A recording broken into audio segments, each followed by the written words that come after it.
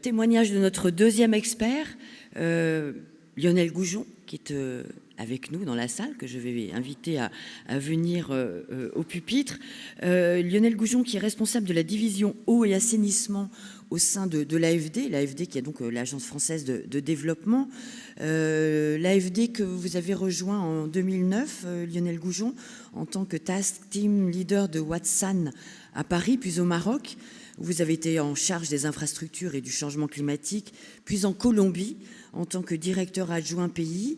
De 2020 à 2022, vous avez été directeur adjoint pour la gestion du portefeuille et l'appui aux opérations à Paris, avant de rejoindre l'AFD où vous travaillez dans le domaine de l'intelligence artificielle, puis comme consultant en stratégie au Boston Consulting Group.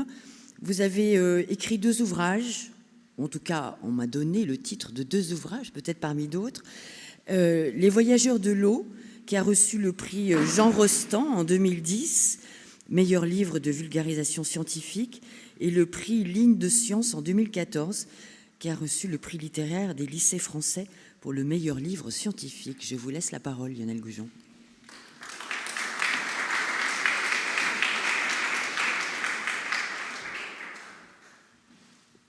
Merci beaucoup. Bonjour à tous. Très joyeux anniversaire à Mylène Fontaine. C'est un grand plaisir pour moi d'être avec vous aujourd'hui. Je suis très heureux parce que mes relations avec Mylène Fontaine sont longues déjà. C'est une longue histoire, presque 18 ans. La première fois que j'avais échangé avec François Jacquenoux, c'était en 2006.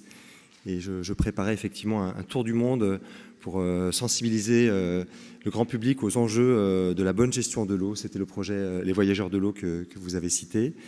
Et dès 2007, j'avais eu la chance de pouvoir visiter les installations de Mylène Fontaine dans un petit village qui s'appelait Wat Tamin. C'est à 10 km à peu près au sud de Battambang. J'espère que le kiosque y est encore actif. Et voilà, donc j'avais eu la chance à cette occasion de faire la connaissance de Chilo également, et de monsieur Chomnan et de sa femme qui étaient en charge de la gestion du kiosque. Voilà, et donc tout ce modèle, je l'avais trouvé bien sûr très intéressant. C'était l'une des premières expériences finalement de business social dans notre secteur que j'étais amené à rencontrer.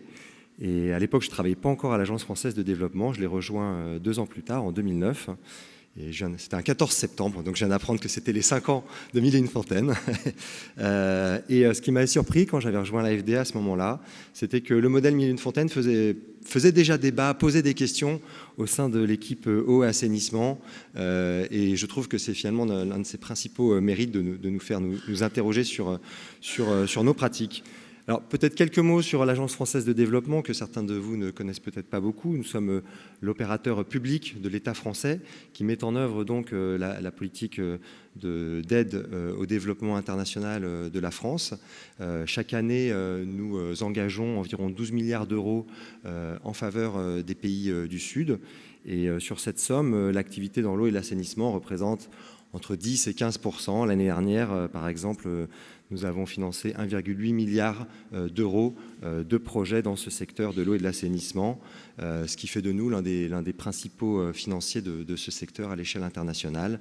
Et sur ce 1,8 milliard, il y avait 300 millions qui étaient de notre filiale Proparco. Donc on a une filiale qui est en charge de développer l'activité du secteur privé qui reste très faiblement développé en fait en tant qu'investisseur dans notre secteur, et donc c'était un signe positif. Le portefeuille de projets en cours dont l'exécution est suivie par mon équipe aujourd'hui, c'est 10 milliards d'euros, donc c'est un gros portefeuille dans de très nombreux pays, environ la moitié en Afrique, et avec des outils financiers variés qui vont du prêt souverain, qui reste aujourd'hui notre principale modalité d'intervention, c'est-à-dire que nous finançons les États pour la mise en œuvre de leur politique publique sur l'eau et l'assainissement, mais aussi des prêts non souverains qui peuvent être réalisés directement soit auprès de collectivités territoriales, soit auprès des opérateurs publics d'eau et d'assainissement, et puis aussi des subventions dans un certain nombre de pays, notamment les moins avancés.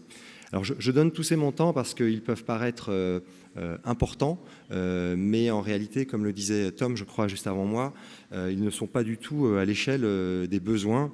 L'aide publique au développement, aujourd'hui, dans notre secteur, c'est un peu moins de 10 milliards d'euros par an, alors que les besoins sont estimés, selon le périmètre et l'ambition de qualité de service qu'on se fixe, plutôt entre 150 milliards et 1000 milliards.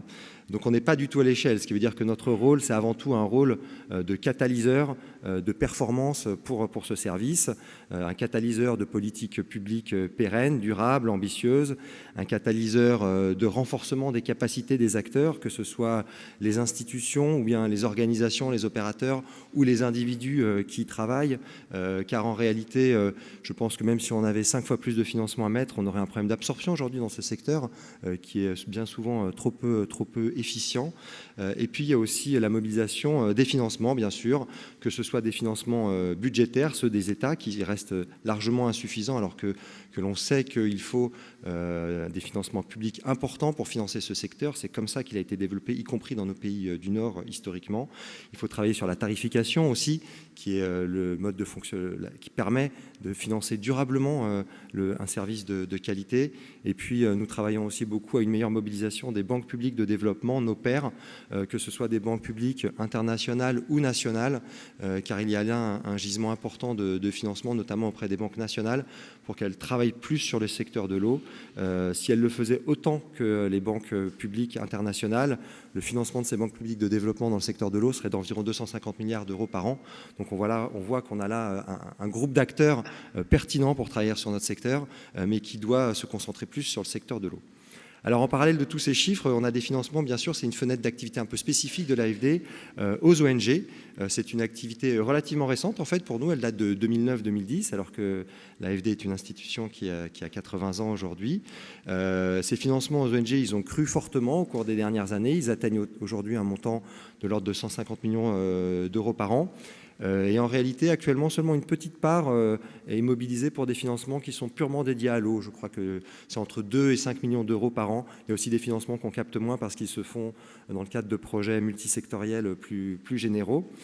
Et en tout cas, sur ce guichet, Mille et une Fontaines a bénéficié à ce jour de 2,6 millions d'euros de financement, ce qui en fait sans doute l'un des principaux bénéficiaires, en tout cas dans notre secteur, et des financements tout autant au Cambodge qu'à Madagascar et en Birmanie, désormais à peu près la moitié au Cambodge et un quart à grosse maille à Madagascar et en Birmanie. C'est donc un partenariat de longue date, puisque ce premier financement, il avait été instruit en 2011. Je pense qu'il a dû être signé début 2012, donc également une longue relation.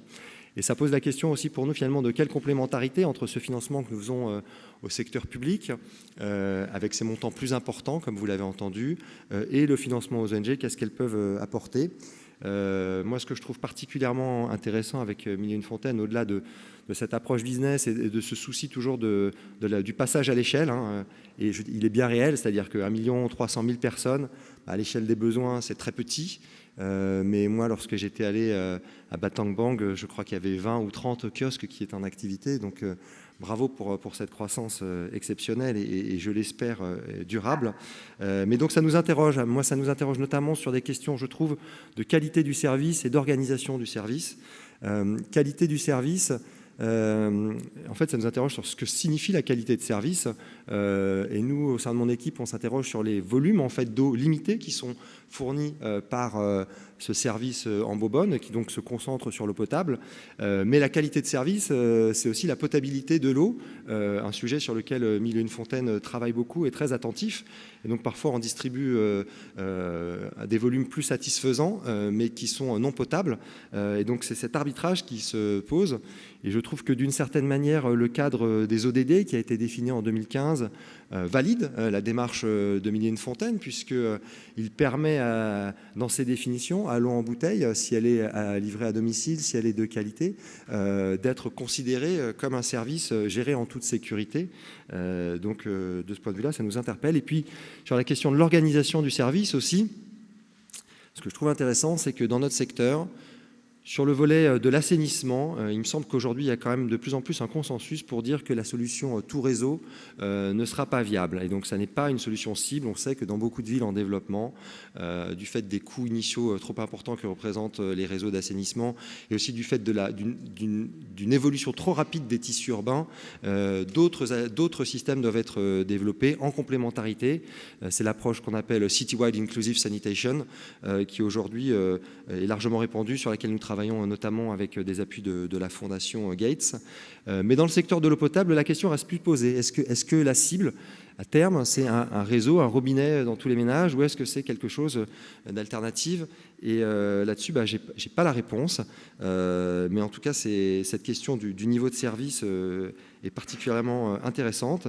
Et à l'AFD, nous avons appuyé de longue date le secteur privé, notamment à travers les petits opérateurs. Alors, on les a appelés à un moment les petits opérateurs privés, ensuite les petits opérateurs privés et associatifs. Aujourd'hui, on utilise des termes petits opérateurs professionnels parce qu'en fait, de notre point de vue, ce qui les distingue, c'est la qualité du service et la qualité, et leur capacité à gérer dans la durée ce service de qualité. Mais on les appuie tout le temps, sauf à une exception peut-être, dans le cadre d'un service public géré, donc un mandat qu'ils reçoivent de la force publique. Et donc c'est une différence avec le service de Millefontaine qui vient à des endroits où il n'y a pas du tout finalement d'intervention des autorités publiques. C'est sa complémentarité, c'est sa force. C'est aussi un point d'intention parce que parfois un business, ça a vocation à croître.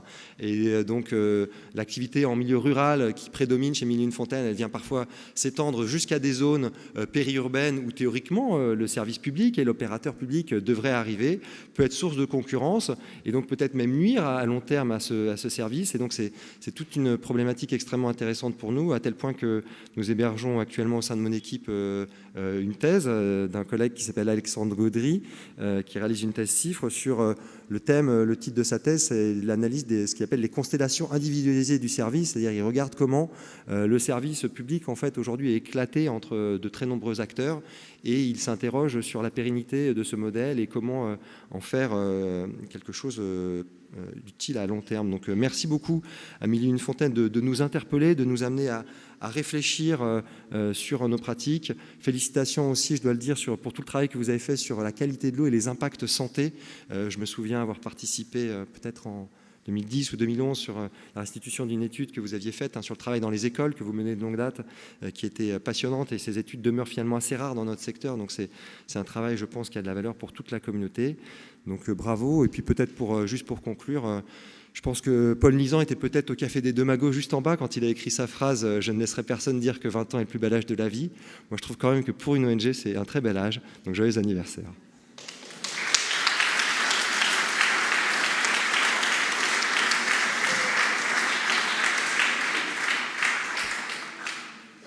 Merci Lionel Goujon et merci aussi voilà, de nous avoir fait passer de manière concrète ce que fait l'Agence française de développement qui, pour l'Hexagone, ou en tout cas les Français de l'Hexagone, est une entité un petit peu lointaine.